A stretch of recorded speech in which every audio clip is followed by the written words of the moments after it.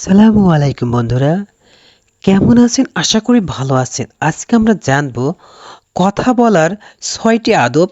রাসূলুল্লাহ সাল্লাল্লাহু আলাইহি সাল্লামের হাদিস থেকে ভিডিওটি রাসূলুল্লাহ সাল্লাল্লাহু আলাইহি সাল্লামের হাদিস থেকে জানানোর চেষ্টা করব। চলুন ভিডিওটি দেখে আসি। আশা করি পুরো ভিডিওটি না টেনে দেখার অনুরোধ রইল। আদবের সঙ্গে কথা বলার ব্যাপারে ইসলামিক কিছু নির্দেশনা আছে। এখানে ৬টি আদবের কথা তুলে ধরা হলো। ১. সঠিক কথা বলা।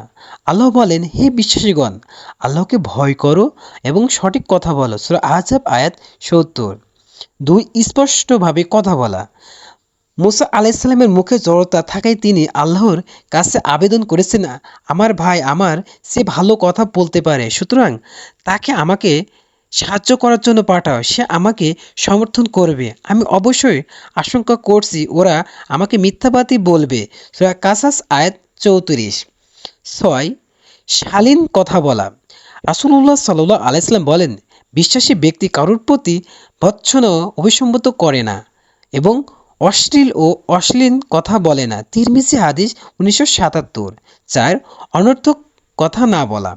মহানবী সাল্লাল্লাহু আলাইহি সাল্লাম বলেছেন, ব্যক্তির ইসলামী গুণ ও সৌন্দর্য হলো অহেতুক কথা ও কাজ পরিহার করা।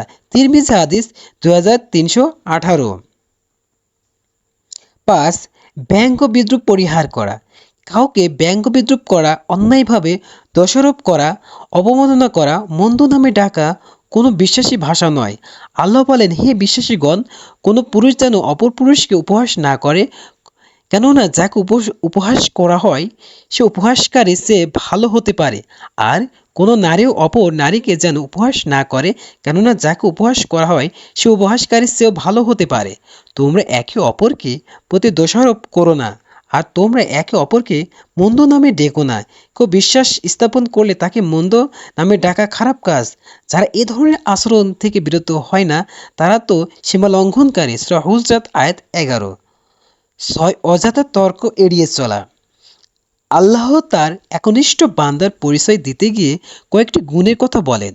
পবিত্র কুরআনে আছে, তারাই করুণাময় রহমানের বান্দা, যারা পৃথিবীতে নম্রভাবে চলাফেরা করেন এবং অজ্ঞ ব্যক্তির তাদের সম্বোধন করেন, তখন তারা বলেন শান্তি। সূরা ফুরকান আয়াত ৬৩। আসসালামু আলাইকুম বন্ধুরা, ভিডিওটি ভালো লাগলে অবশ্যই শেয়ার করবেন।